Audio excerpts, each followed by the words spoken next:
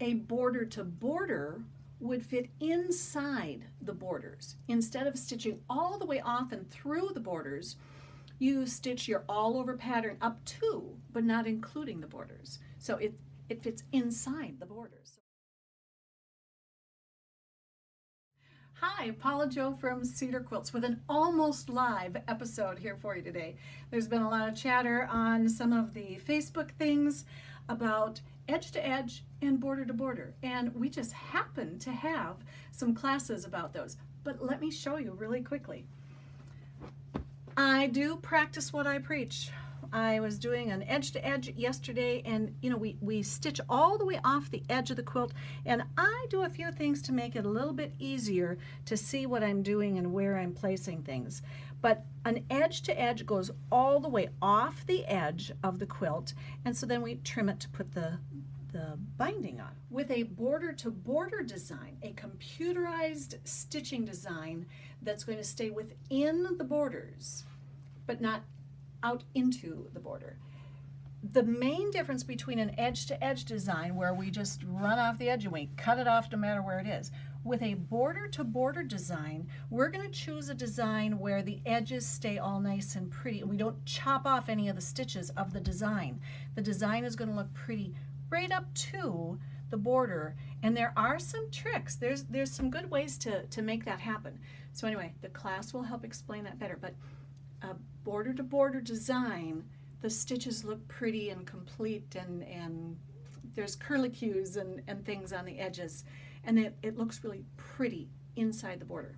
So yeah, they're pretty.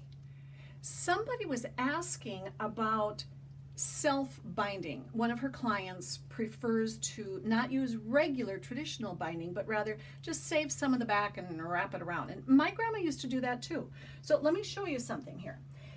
I have a couple of people who like to do that, and what I usually do is I'll trim this even with the flush with the edge, okay, just the batting, and I'll leave the back fabric on, but I will trim it at 2 inches from the edge of the border, okay, and then when I trim that off, she will then have, and we're going to pretend on this for a second, put your thinking caps on, pretend, okay, so I've got just a 2-inch border left on here.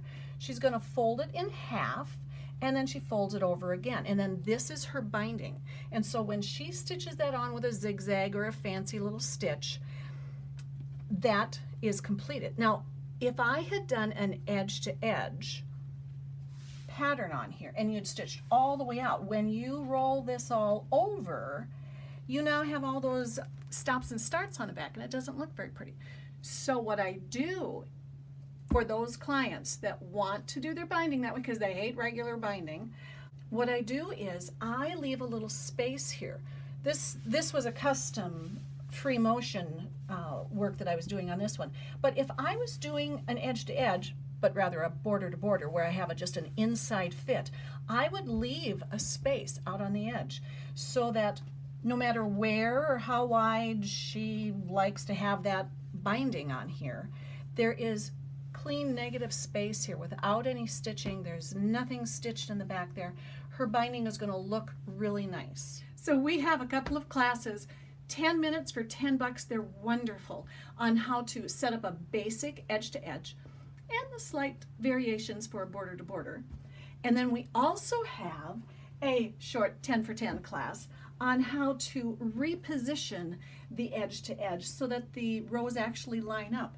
And oh yeah, it works really well. So anyway, check out cedarquilts.com in the shop department and check out our classes, online classes for sale. You're really going to like these new ones, the short, quick, to the point. You'd already be done with the lesson by the time you're hearing this. Anyway, check us out. Yeah, I hope that makes a little bit of sense. If not, leave me a note and ask me a question. We'll see you later. Toodaloo.